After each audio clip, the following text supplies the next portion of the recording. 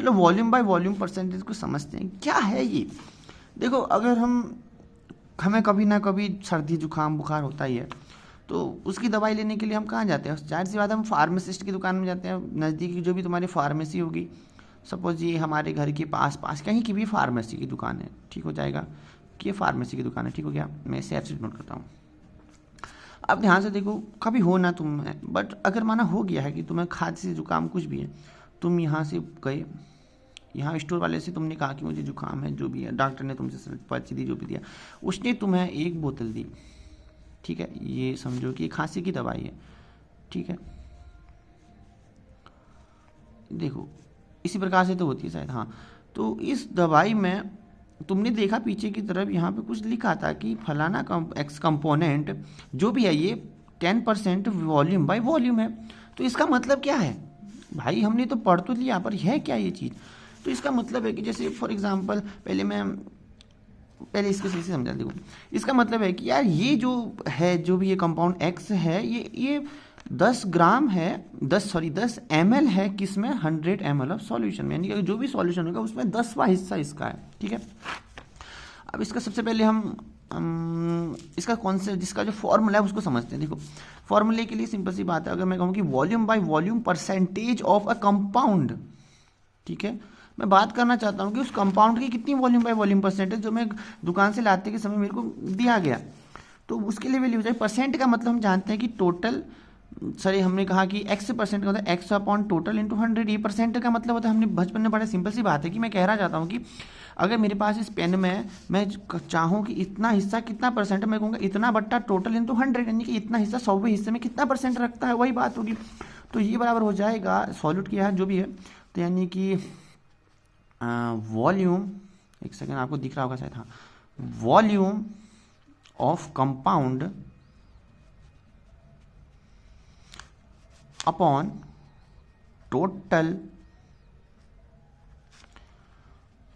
Volume of solution into 100।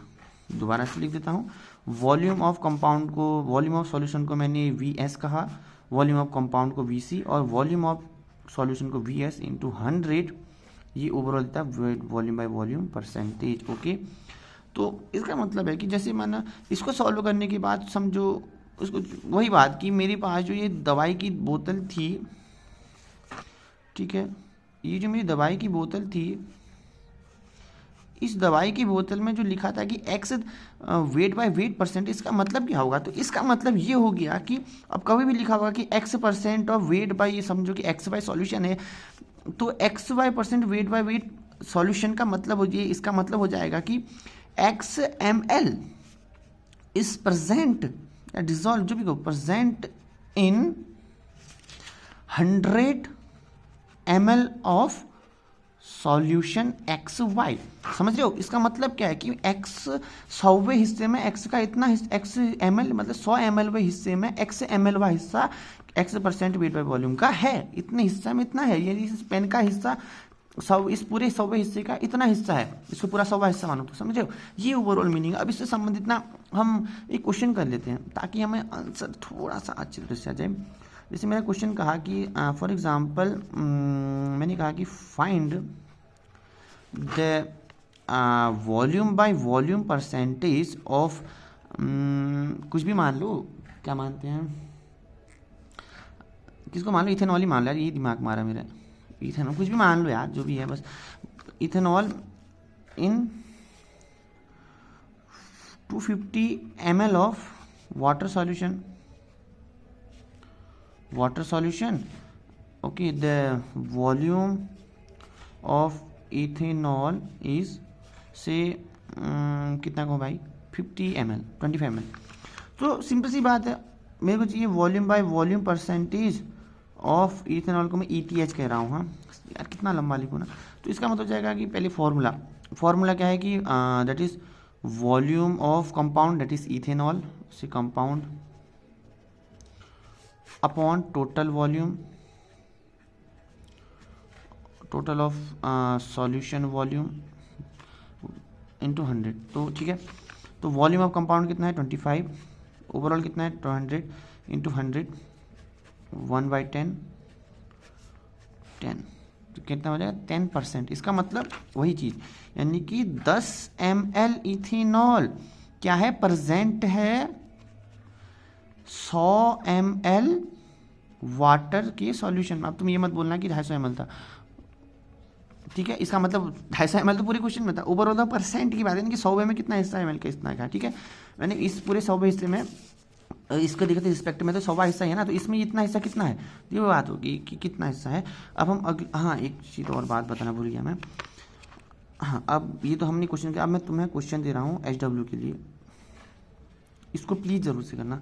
मेरा question है कि खुद से make own question if possible greater than 2, मतलब मेरे कहने का मतलब है कि खुद का बनाया हुआ क्वेश्चन 2 से ज़्यादा तुम खुद एक रफ पन्ने पकड़ो, खुद कहीं से भी कुछ भी अगर तुम्हें समझ में आया, अगर आपको समझ में आ गया तो ठीक है, अगर नहीं आया तो 2-3 बार देखो। और हाँ एक और बात, अगर आपको समझ में आ गया कि जो मैंने इस पढ़ाया आपको समझ, तो उस काम करना, एक सिंपल सा पन्ना जो भी मिले उसमें या अपने सामने तकिए को रख के समझाने की कोशिश करना कि यार क्या मैं इसको समझा पा रहा हूँ। अगर तुम मैं उसको समझा पा रहे तो मतलब तुम्हें आ गया, नहीं तो कोई नहीं, दोबारा से देख लो क्या है, तो दोबारा से देख लो, बुक से पढ़ लो, कहीं से पढ़ लो, बस समझना है, कहीं से भी पढ़ो, बस खुद से समझाने की कोशिश करो ना कि तुम क्या समझ पा रहे हो।